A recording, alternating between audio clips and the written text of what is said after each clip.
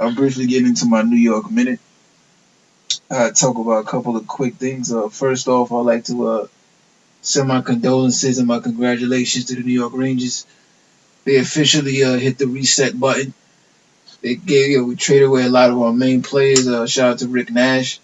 Uh, Shout out to a few of those players that we had to veterans that had some good St. years. Louis? Huh? St. Louis still there? I'm not even sure. But Lundqvist, because he has the trade protection, he's still there. He'll be there. But I'm a Ranger fan also, so I just wanted to shout that out in the New York minute. The Rangers hit the reset button, big time trades, trade away 4 of their top 6 players. A lot of draft picks, so they have a big draft coming up this year on the rebuild. But like you did see, they did everything that they could. They had a superstar player. They went to the Eastern Conference Finals. They was knocking on the door for the finals for several years in a row. Lost to New Jersey Devils one year. Lost to the Los Angeles Kings another year. So they tried over the last 5 years. So for New York fans that want to see what a great team looks like that still doesn't win a championship, that's what it is. Lundqvist and those Rangers. Moving on to another New York situation. We have the Joakim Noah situation. I had to separate this from the Knicks because they're acting like this is a separate situation from the Knicks. Now, and I want to separate Joakim Noah from the Knicks because people are talking about Joakim Noah, the player, like he's just washed meat. Like he's a bum or he's washed up. Like, what people fail to understand, the things that made Joakim Noah good can never get washed up. Like, the two things that he's known for is defensive intensity and basketball IQ. And the third thing that he was best at, he's the best passing big man of his era. Those 3 things you don't lose. It's not like he was athletic or he was a great scorer or he was in the best situation. Like, none of those things. He's not DeAndre Jordan that's only best when somebody's throwing lobs to him. He's not something like a Tyreek Evans that's his best when the ball's in his hands. That's not what makes Joakim special. Joakim has one of the highest basketball IQs Billy Donovan said he's ever played with. Al Horford says that's the smartest player I've ever learned from. Joakim Noah is a supremely sharp basketball player. He's also a very smart human being. Let's forget that. Now, to this idea that the Knicks, this is the worst contract they've ever sold. Ever heard of Jerome James? Huh? How about Allen Houston? Nothing against these, but when you start saying the worst Knicks contract ever, there's a lot of names that I could bring up before we get to Joakim Noah. Now, if you want to say Joakim Noah's production wasn't there, that's because he hasn't got a chance to play. He's in the wrong situation. Enes Kanter came in. Kyle Quinn was already there. These players earned those minutes. These are more productive players. Joakim Noah is a defensive star. The Knicks did not need a defensive star at that position. They needed Enes Kanter to give you 16 and 10 every night. Kyle Quinn to give you 8 and 6 off the bench every night. Joakim is going to give you probably 7 points, 15 rebounds, 2 blocks, and 2 steals every night.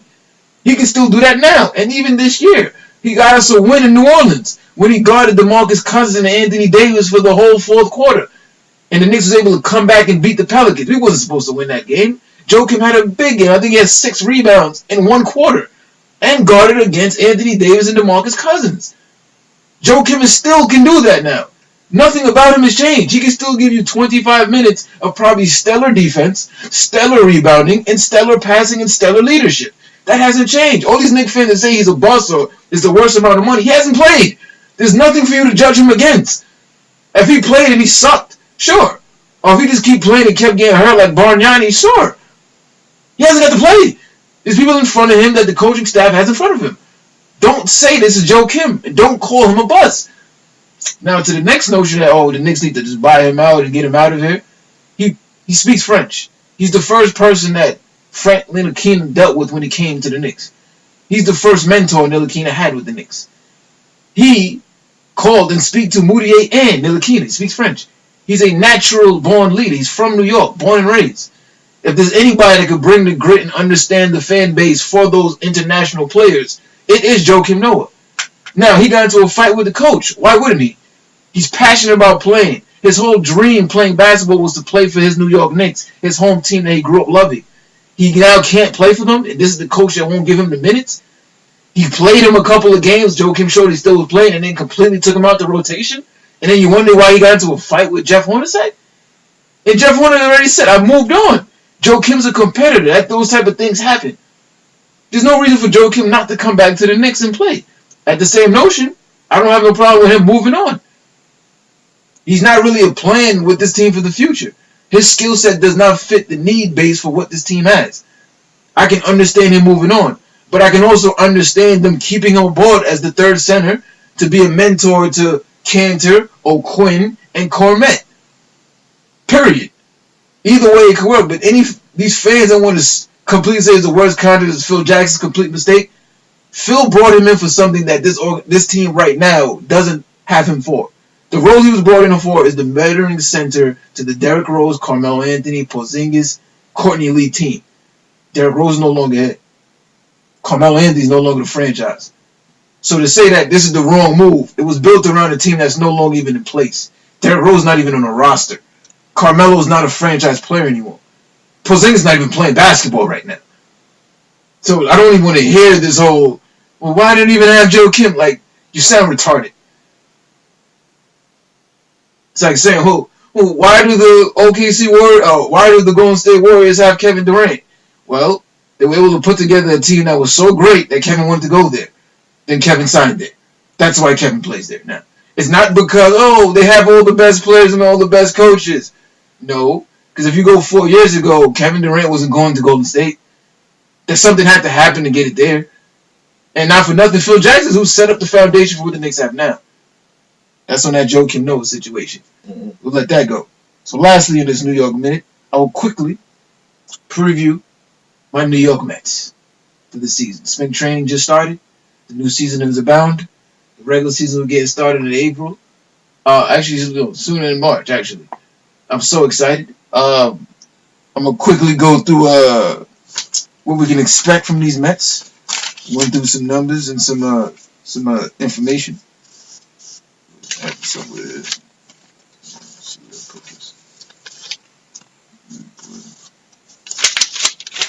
Well, for the Mets this year, they have a new head coach, Mickey Callaway. Mickey Callaway was the pitching coach for the Cleveland Indians over the last couple of years. The Cleveland Indians was in the World Series a couple of years ago. They had a fantastic pitching staff. Cy Young, Corey Kluber, one of the best pitchers in the major leagues. He had his best years under pitching coach Mickey Callaway.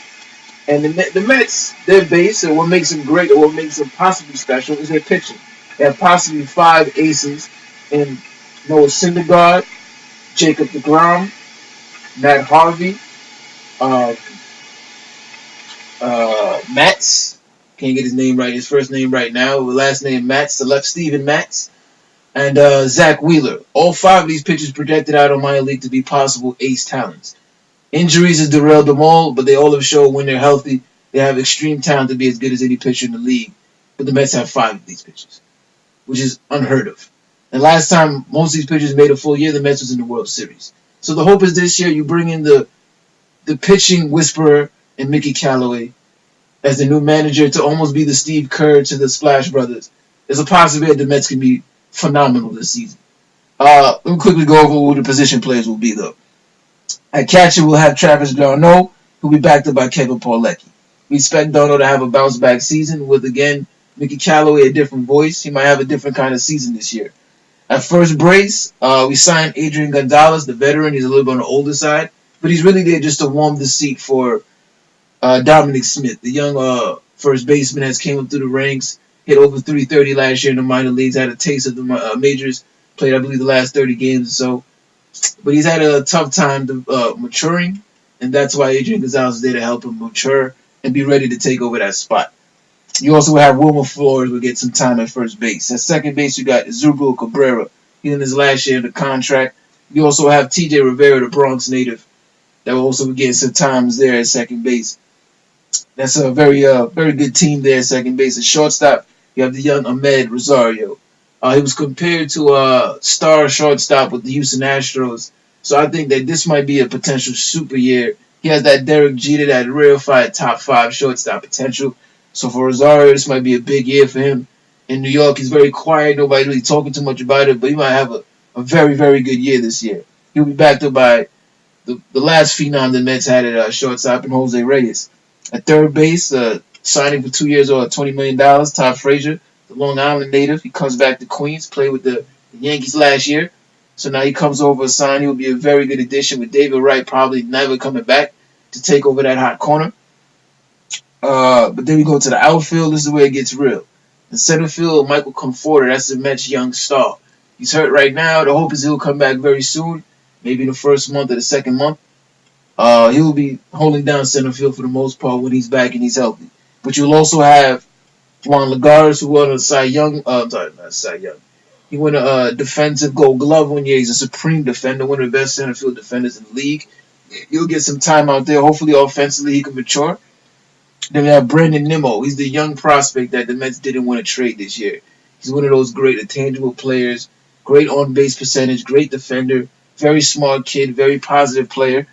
I think he has a chance to be a very great intangible player for the Mets, to bring a lot of wins, a lot of excitement to the Mets. All right. In left field, we'll have Yoenis Cespedes, and then we'll also have Brandon Nenneman. Yoenis Cespedes, who was hurt for a lot last year, I expect him possibly to have an MVP year this year. He's given up playing golf during the year to help with his health. So as long as he can make it through 140 games, he'll have a dominant year again in left field.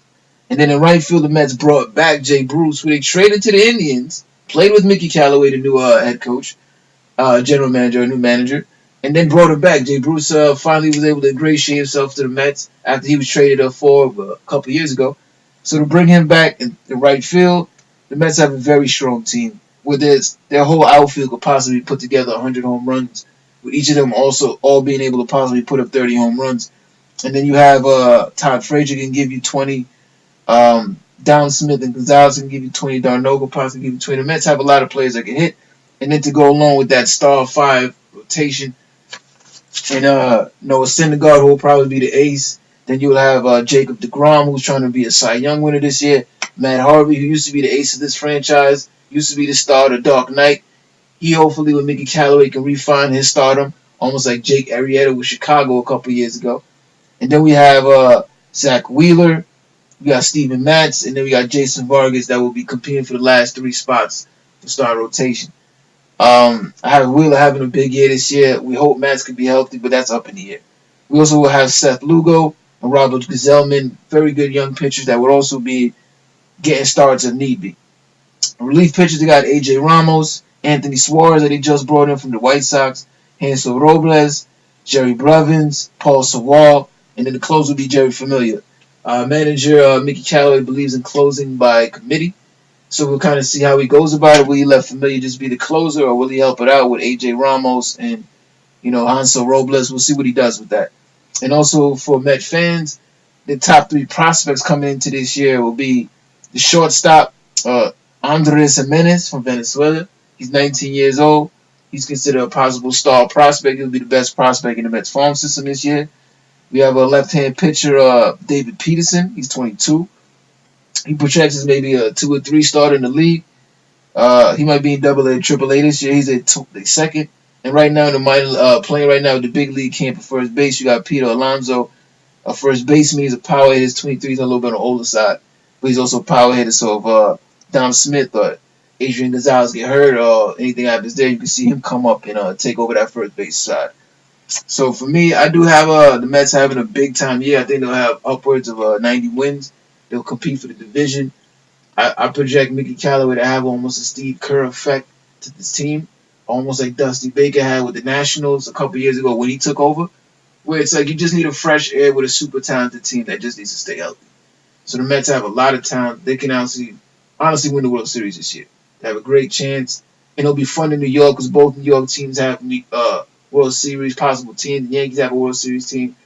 The Mets have a World Series team. So we'll kind of see how it plays out for the summer. That's the baseball, and that will be the New York Minute. All right. That's a lot of good things to hear about New York baseball and soccer. And hockey.